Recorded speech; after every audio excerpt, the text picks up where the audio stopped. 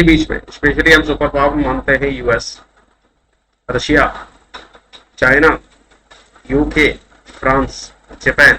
ये सारे सारे ऐसे हैं जो बाकी में सुपर पावर का दम रखते हैं, और उनमें ओवरऑल सुपर पावर है यूएस, जो सबको कंट्रोल करता है, सबसे बड़ा बिजनेस में भी, आर्म्ड रेस में भी, और सब फील्ड में वो डोमिनेट कर रहा है। बट अभी एक एशियन कंट्री जो कि बहुत ही फास्ट पेस में जा रही है, और आने वाले टाइम में इसको, इसमें कोई दोहराई नहीं कि अगली जो सुपर पावर है शायद एशियन कंट्री के हाथ में लग जाए, वो है चाइना।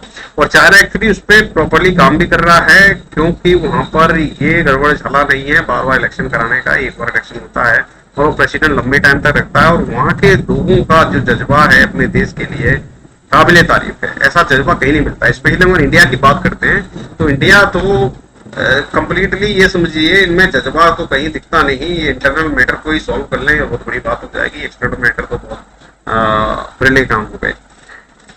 तो आज के इस वीडियो में मैं आपको डिटेल में बताने वाला हूं कि चाइना कैसे पूरे वर्ल्ड की ग्लोबल आर्म रेस को जीत सकता है, और क्या क्या स्टेप वो ले चुके हैं, और क्या स्टेप वो लेने वाले हैं, और जिसकी वजह से आने वाले कुछ सालों में, may be not too far, within 5 to 10 years China will be much ahead to US. और एक बार मिलिट्री पावर में आगे चाइना चाहता है, इसका मतलब आप समझते हैं कि चाइना की विस्तारवादी नीति और उसके करस्पॉन्डिंग उन्होंने कई सारे लॉ भी पारित कर लिए अपने वहां पर पार्लियामेंट में, तो उसकी वजह से वो काफी लंबे क्षेत्र को अपने कब्जे में ले सकता है, और वो कर भी रहा है। क्योंकि एट प्रेजेंट जो सीनैरियो आप देख रहे होंगे, चाइना ताइवान का इशू ले लीजिए, चाइना जापान का इशू ले लीजिए, चाइना इंडोनेशिया का इशू ले लीजिए, चाइना का वियतनाम के साथ में इशू है, चाइना का इंडिया के साथ में इशू है। तो इसके सारे नाइबरिंग कंट्रीज इससे ऑलरेडी परेशान हैं कि वो धीरे धीरे धीरे धीरे करके अपने आप को एक्सपेंड कर रहा है, और एक्सपेंड कर रहा है उसका कोई बॉर्डर और वो कोई भी मार्क बॉर्डर नहीं है। तो कहने की बात है it's going to be biggest threat in the threat coming years में। तो चलिए इसको थोड़ा एनालाइज करते हैं बेटर वे में। तो जितने भी साथी नए हैं मैं इस वीडियो पे और इस चैनल पे, वो please do subscribe to me and don't forget to press the bell icon. मैं ज्यादा ऐसे वीडियो लाता रहता हूँ, सबसे पहले आपके पास में पहुंचेंगे। तो चलिए स्टार्ट करते हैं अपना कारवां और समझते हैं कि एक्चुअल कंडीशन है क्या। तो करंट सीन अगर देखें तो करंट सीन में अगर सिचुएशन को परखे तो जितने भी वेस्टर्न ऑब्जर्वर हैं, पश्चिमी लोग हैं, उनका मानना है कि जो ग्लोबल मिलिट्री पावर है वो शिफ्ट हो रही है वेस्ट से हमारे एशियन कंट्रीज की तरफ आ रही है, ऐसा उनका मानना है। प्रेसिडेंट जिनपिंग जो अपनी चाइना की बात कर रहे हैं, तो जिनपिंग ने ऑलरेडी ऑर्डर कर दिया है कि चाइना का सारा मॉडर्नाइजेशन, चाइना मिलिट्री का मॉडर्नाइजेशन 2035 तक कंप्लीट हो जाना चाहिए, और डेफिनेटली होगा क्योंकि वहां बहुत ही फास्ट वे में काम चल रहा है, और ये वर्ल्ड क्लास मिलिट्री पावर हो जाएगा। 2049 में युद्ध लड़ने के लिए सक्षम होगा, कैसा भी युद्ध उसको जीतने में महारत होगी चाइनीज मिलिट्री की। सोचिए कितना तगड़ा स्ट्रेटजी लेके चाइना चल रहा है। तो अगर उसके फ्यूचर प्रोजेक्ट की बात करते हैं तो ये एयरक्राफ्ट कैरियर, अभी तक क्या था ना, चाइना पूरी तरह से डिपेंडेंट था बाहरी सप्लायर से कि उनसे एयरक्राफ्ट कैरियर वगैरह लेता था, खरीदता था। अब ये खुद ही अपना इंडिजिनस एयरक्राफ्ट कैरियर बनाने जा रहा है, जो कि पहला अपने आप में ऑन काइंड एयरक्राफ्ट कैरियर होगा। तो इसका नाम है फ्यूजन टाइप 003 एयरक्राफ्ट कैरियर, जिसको इस प्रोजेक्ट को लॉन्च किया गया अभी रिसेंटली में जून के अंदर में, और इस पे काम चल रहा है। इसको माना जा रहा है कि मोस्ट एडवांस वारशिप है, जो कि बनके अगले कुछ ही सालों में तैयार हो जाएगी, और जो ज्यादा टाइम नहीं है इसमें इसके बनने में, विद इन 10 years प्लान है।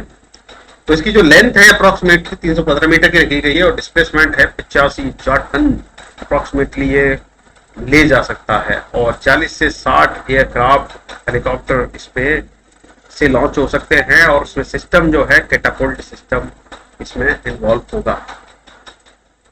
तो देखिए ये सारी चीज है, ये जो इमेज मैंने ली है बीबीसी के सोर्स ली है, ISS बीबीसी रिसर्च से।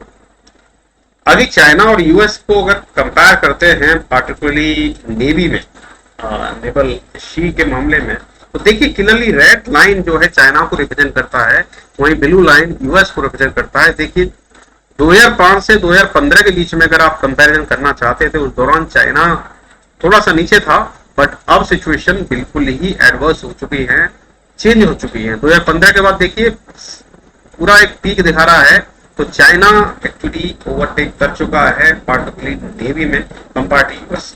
और आने वाले फ्यूचर में जैसा कि चाइना ने अपना डिफेंस बजट भी बढ़ाया है, तो it will be much ahead to US. वहीं पर अगर खर्चे की बात करते हैं तो यह है ओवरऑल खर्चा वर्ल्ड वाइड। यूएस का अगर देखते हैं तो ये जो दिखा रहे हैं यहाँ पे जो भी फिगर वो है यूएस बिलियन में दिया गया है 2022 की प्राइस के एक्सचेंज के रेट से। यूएस ने 468 US billion dollar defence budget पारित किया था, चाइना का वहां पे 270 है। इंडिया अगर देखें तो इंडिया का 74, रशिया का 63 और ये सारे के सारे ये सारी चीजें यहाँ पे दिख रही है, ये स्पेंडिंग है मिलिट्री के ऊपर। तो चाइना देखिए much ahead compare to other Asian countries and is going to be much closer to US. BBC की रिपोर्ट है और 2021 की एस्टिमेटेड किया गया है, ये जो फिगर है 270 बढ़ के हो गया है 1853।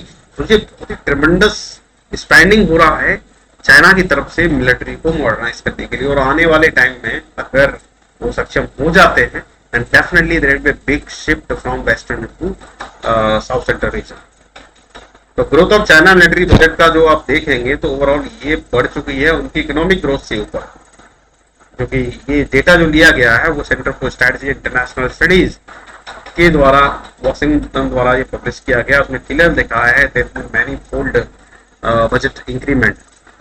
अगर बात करते हैं न्यूक्लियर की, तो न्यूक्लियर का ये कंपैरिजन आप देखिए 2011 की जब बात करते थे तो 206 एक्टिव न्यूक्लियर थे, वहीं बढ़ते हुए देखिए कहाँ बढ़ता हुआ जा रहा है, 1000 के करीब हो चुका है। तो ये यूएस डिपार्टमेंट की डिफेंस ओवरऑल प्रोजेक्शन है कि ये जो 272 और अब 700 2027 2030 में हो सकता है कि 1000 तक ये बढ़ जाए न्यूक्लियर स्टॉक पाइल चाइना का। यहाँ पे देखिए अगर आप 2011 से 2021 की बात करते हैं तो एयर, लैंड और सी, देखिए सी लैंड पे देखिए कितना इंक्रीमेंट किया है न्यूक्लियर स्टॉक पाइल का। और ये तो नेवल है ब्लू कलर में और रेड है जो ये एयर डिफेंस सिस्टम है, तो बढ़ रहा है ईयर वाइज। और ये प्रोडक्शन जो दे रहा है, प्रोडक्शन जा रहा है करीब करीब 1000 के आसपास प्रोडक्शन है बाई 2030। तो ये अपने आप में बहुत बड़ा थ्रेट दिखा रहा है कि देखिए चाइना कितना स्पेंडिंग कर रहा है पार्टिकुलरली, क्योंकि चाइना की पॉलिसी वही है कि अगर आप पावरफुल हैं, मिलिट्री कैपेबल हैं, तो आप बहुत कुछ कर सकते हैं। तो देखिए चाइना वैसे अगर स्टॉक पाइल की बात करें तो अभी तो पीछे है, बट डेफिनेटली कमिंग ईयर्स में इसको आउटपेस कर सकता है।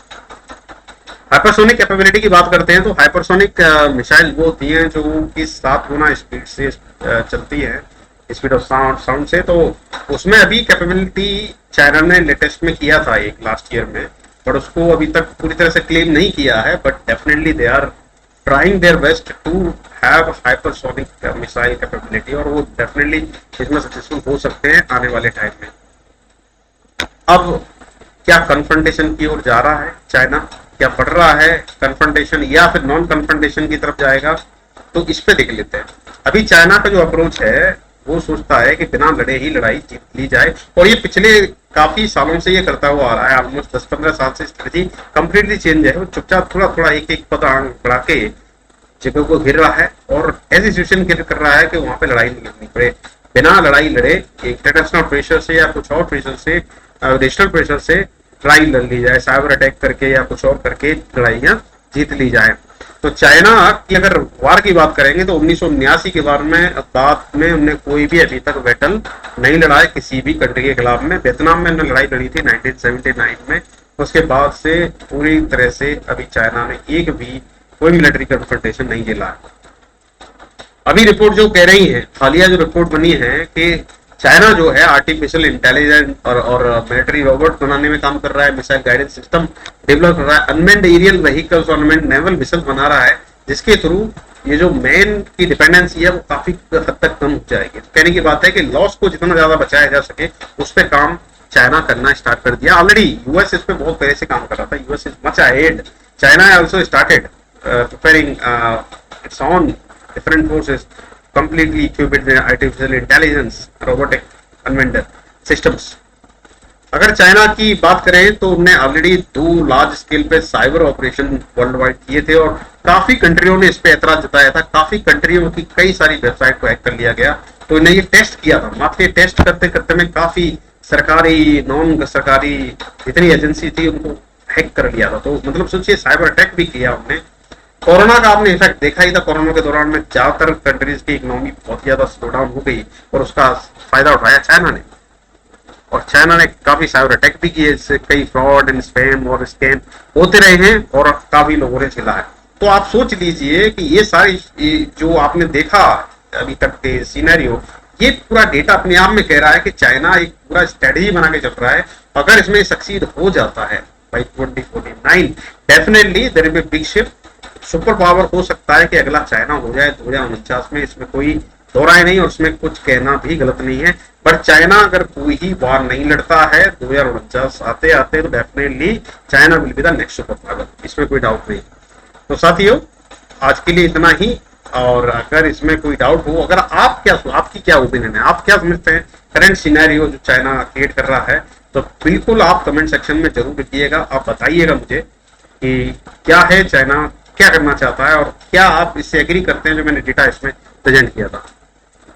तो जो भी नए साथी हैं जो इस चैनल पे आज पहली बार आए हैं, उनसे रिक्वेस्ट है to support this channel, subscribe and don't forget to press bell icon. अगले वीडियो में मिलता हूं एक नए अपडेट साथ, तब तक के लिए नमस्कार, जय हिंद, वंदे मातरम।